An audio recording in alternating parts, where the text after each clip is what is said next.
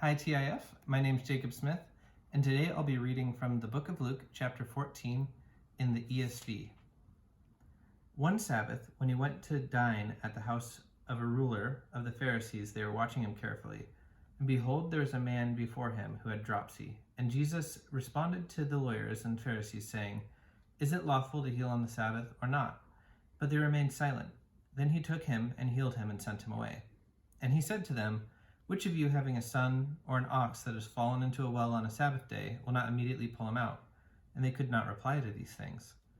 Now he told a parable to those who were invited, when he noticed how they chose the places of honor, saying to them, "When you are invited by someone to a wedding feast, do not sit down in a place of honor, lest someone more distinguished than you be invited by him. And he who invited you both will come and say to you, 'Give your place to this person,' and then you will begin with shame to take the lowest place. But when you are invited, go and sit in the lowest place, so that when your host comes, he may say to you, 'Friend, move up higher.' Then you will be honored in the presence of all who sit at that table with you. For everyone who exalts himself will be humbled, and he who humbles himself will be exalted." He said also to the man who had invited him, "When you give a dinner or a banquet, do not invite your friends or your brothers or your relatives or rich neighbors, lest they also invite you in return and you be repaid. But when you give a feast, invite the poor, the crippled, the lame, the blind, and you will be blessed, because they cannot repay you, for you will be repaid at the resurrection of the just." When one of these who reclined at the table with him heard these things, he said to him, "Blessed is everyone who will eat bread in the kingdom of God." But he said to him, "A man once gave a great banquet and invited many. And at the time for the banquet he sent his servant to say to those who had been invited, 'Come, for everything is ready now.' But they all alike began to make excuses. The first said to him, 'I have bought a field, and I must go out and see it. Please have me excused.' And another said, 'I have bought 5 yoke of oxen, and I go to examine them. Please have me excused.' And another said, 'I have married a wife, and therefore I cannot come.' So the servant came and reported these things to his master. Then the master of the house became angry, and said to his servant, 'Go out quickly to the streets and the lanes of the city, and bring in the poor and crippled and blind and lame.'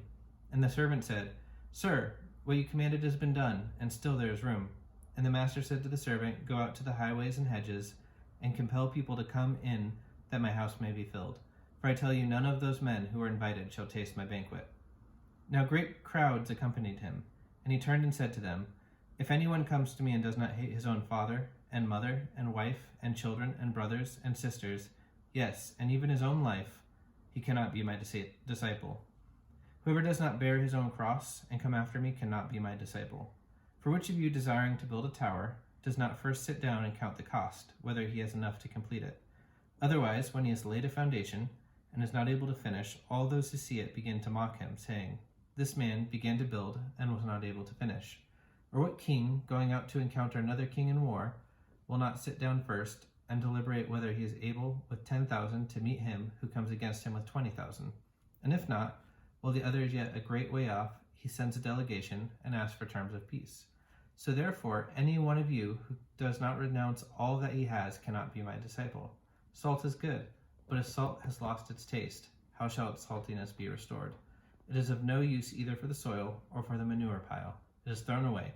He who has ears to hear, let him hear." Merry Christmas, everyone.